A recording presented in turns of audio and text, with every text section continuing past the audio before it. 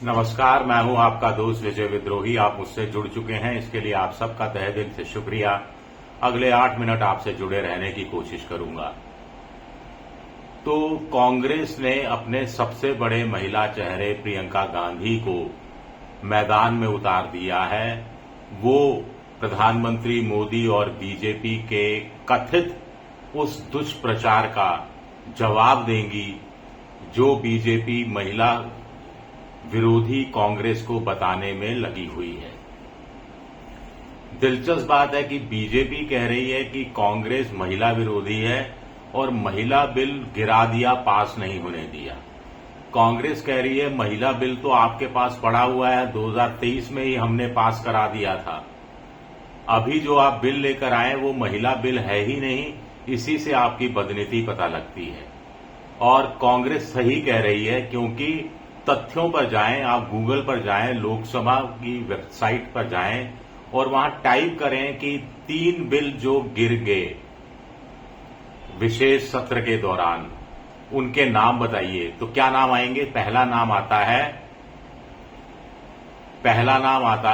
है कि संविधान संशोधन 131वां संशोधन अधिनियम 2026।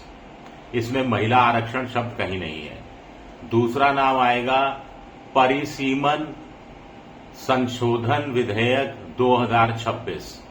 इसमें भी महिला आरक्षण नाम का कोई शब्द नहीं दिखेगा। तीसरा आएगा यूनियन टेरिटरी बाउंड्रीज अमेंडमेंट अधिनियम 2026। इसमें भी कोई महिला आरक्षण नाम नहीं आएगा।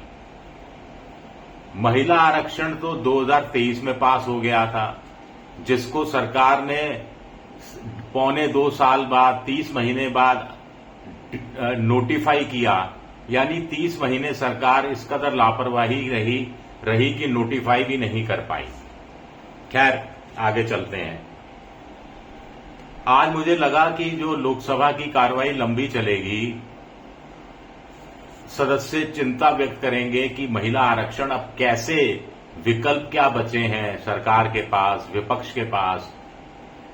लेकिन ऐसा कुछ नहीं हुआ। 9 मिनट की कार्रवाई के बाद साइनेट आई, अनिश्चितकाल के लिए सदन को स्थगित कर दिया गया। खैर, आज ही किरण रिजिजू की प्रेस कॉन्फ्रेंस भी हुई। संसदीय कार्य मंत्री हैं प्रियंका गांधी और किरण रिजिजू की प्रेस कॉन्फ्रेंस, दोनों की तुलना करने की एक ईमानदार कोशिश करते हैं। किरण रिजिजू से पूछा गया कि कांग्रेस कह रही है कि 2023 का जो महिला आरक्षण बिल था, उसको वो कुछ संशोधनों के साथ पास कराने के लिए तैयार है, अगर सरकार इस पर ईमानदार है। इस पर किरण रिजिजू ने क्या कहा, ये जानना बड़ा दिलचस्प है। क्योंकि प्रियंका गांधी से पूछा गया तो प्रियंका गांधी ने कहा कि हम तो आज भी तैयार हैं, अभी भी तैयार हैं। 2023 का जो बिल है उसमें से परिसीमन और जनगणना, इनको हटा दीजिए और लागू कर दीजिए। 543 जो मौजूदा सांसद हैं, उसी में से 1/3 सीटें महिलाओं के लिए सुरक्षित कर दीजिए। 181 के आसपास बैठेंगी। इसमें दिक्कत क्या है? उनसे इसी संदर्भ में पूछा गया कि इसमें तो ओबीसी का प्रावधान नहीं है। तो प्रियंका गांधी ने कहा सरकार ओबीसी का भी प्रावधान कर दे, हमें तो बड़ी खुशी होगी। इसी संदर्भ में इसी सवाल का एक और पक्ष पूछा गया प्रियंका गांधी से। तो प्रियंका गांधी ने कहा कि दरअसल पुरुष जो सांसद हैं, उन्होंने 543 सीटें खुद के लिए सुरक्षित कर ली हैं, आरक्षित कर ली हैं, और महिलाओं को उसमें से कोई सीट देना नहीं चाहते। और अगर सरकार वाकई में महिलाओं के आरक्षण को लेकर इतना गंभीर है तो 2023 का बिल वो लागू कर दे। हम इस बात के लिए तैयार हैं पूरी तरह से। अब किरण रिजिजू से यही सवाल पूछा गया तो किरण रिजिजू ने कोई जवाब देते नहीं बना। उन्होंने कहा, देखिए, पत्रकारों से कहा कि आप जाल में मत फंसिए, बिल गिराकर नाटक मत करो। बिल गिराकर अब कांग्रेस नाटक कर रही है, पहले बिल क्यों गिराया? उनसे दोबारा एक और पत्रकार ने यही सवाल फिर पूछा तो किरण रिजिजू कुछ उखड़ गए कि मैंने बता तो दिया ये कांग्रेस का जाल है, इस पर चर्चा करना बेकार है। यानी उन्होंने इस सवाल का जवाब ही नहीं दिया कि 2023 का महिला आरक्षण बिल जो पास है उसके आधार पर सरकार कुछ करना चाहती है या नहीं करना चाहती। साफ है कि सरकार नहीं करना चाहती। साफ है कि सरकार जो है महिला आरक्षण के नाम पर कोई नौटंकी कर रही है, नाटक कर रही है और कांग्रेस को नौटंकीबाज बताने की कोशिश कर रही है। किरण रिजिजू से यह भी पूछा गया कि प्रियंका गांधी ने सवाल उठाया है कि भाई आप जो प्रोपोर्शनेट के 50% हर राज्य की सीट बढ़ जाएगी, ये जो बात कह रहे हैं उस बात को आप लिखित में क्यों नहीं देते, उसको बिल का हिस्सा क्यों नहीं बनाते। क्योंकि प्रियंका गांधी ने अपने प्रेस कॉन्फ्रेंस में कहा कि बिल का हिस्सा बनाना चाहिए था, लिखित में देना चाहिए था। इस पर किरण रिजिजू का जवाब था, अरे भाई जुबान भी तो होती है, सब बड़े बड़े हमारे नेता एश्योरेंस दे रहे हैं तो क्या आप उन पर विश्वास नहीं करेंगे? उन पर अविश्वास आप कैसे कर सकते हैं?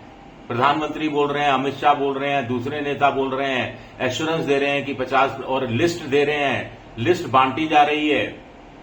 सवाल ये नहीं है कि लिस्ट बांटी जा रही है या वर्बल एश्योरेंस दे रहे हैं, सवाल यह है कि वो बिल का हिस्सा क्यों नहीं है। इस बात का जवाब किरण रिजिजू के पास नहीं था। उल्टा उन्होंने कहा कि कांग्रेस पर महिला विरोधी होने का दाग लग गया है, ये दाग कांग्रेस से चिपक गया है जो जल्दी हटने वाला नहीं है। 2023 के बिल को आप को लागू क्यों नहीं कर देते, कानून क्यों नहीं बना देते, अमल में क्यों नहीं ले आते?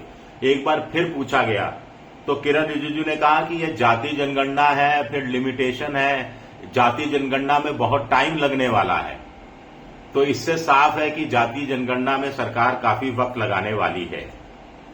एक सवाल किरण रिजिजू से पूछा गया कि यह मिसट्रस्ट है, विश्वास की कमी है और आपने विपक्ष को साथ में लेने की कोशिश नहीं की। तो किरण रिजिजू का जवाब था कि बड़ा मासूम सा जवाब था कि भाई हम कैसे सपने में भी नहीं सोच सकते थे कि कांग्रेस महिला बिल का विरोध कर देगी, जबकि ये महिला बिल है ही नहीं, ये परिसीमन से संबंधित बिल है। हम विपक्ष के साथ क्या बात करेंगे, क्या बात नहीं करेंगे, ये हम तय करेंगे, विपक्ष ये तय नहीं कर सकता। तो कहीं ना कहीं अभी भी अहंकार की बू किरण रिजिजू के शब्दों में साफ देखी जा सकती थी। बाकी प्रियंका गांधी ने तगड़े हमले किए, अंतर्राष्ट्रीय दबाव में है मोदी सरकार। 3 दिन तक परिसीमन पर चर्चा चली, आरक्षण पर तो बात तक नहीं हुई क्योंकि आरक्षण तो बिल पास हो चुका है। बीजेपी ने पूरा प्लान पहले से बना लिया था। प्रियंका गांधी ने एक इम्पॉर्टेंट बात कही जब उनसे पूछा गया कि कांग्रेस अपने यहां आने वाले चुनाव में क्या महिलाओं को 33% सीटें देगी, तो प्रियंका गांधी ने कहा वैसे भी आने वाले चुनाव में 33% महिलाएं चुनाव लड़ेंगी। तो एक बहुत बड़ा स्टेटमेंट है जिससे पता लगता है कि महिलाओं की राष्ट्रीय राजनीति में, राज्यों की राजनीति में किस कदर भूमिका बढ़ने वाली है। आगे लड़ाई लड़नी है, मिलकर लड़नी है, मजबूती से लड़नी है, ये कांग्रेस ने तय किया है। प्रियंका गांधी से पूछा गया कि आपको क्यों लगता है कि सरकार ये बिल लेकर आई जबकि उन 2/3 का बहुमत का जुगाड़ नहीं था। तो प्रियंका गांधी ने हंसते हुए कहा कि मेरा महिला दिमाग तो यही कहता है कि मोदी जी को लगा बिल पास हो गया तो वो वैसे ही महिलाओं के मसीहा हो जाएंगे और पास नहीं हुआ, गिर गया, तो फिर कांग्रेस की और विपक्षी पार्टियों की आलोचना करेंगे और खुद को महिलाओं का सबसे बड़ा हितैषी बताने की कोशिश करेंगे। अगर महिलाओं के इतने बड़े हितैषी हैं तो उन्नाव में क्या हुआ, हाथरस में क्या हुआ, दिल्ली में महिला पहलवानों के साथ क्या हुआ, मणिपुर की महिलाओं के साथ क्या हुआ। तो कुल मिलाकर ये लड़ाई अब दोनों पक्षों के बीच में खिंच गई है। शुक्रिया मेरा वीडियो देखने के लिए। पसंद आए तो लाइक कीजिए, सब्सक्राइब कीजिए, शेयर कीजिए। आप मेंबरशिप ड्राइव में भी जा सकते हैं, मेरी मदद कर सकते हैं। शुक्रिया, बहुत बहुत शुक्रिया।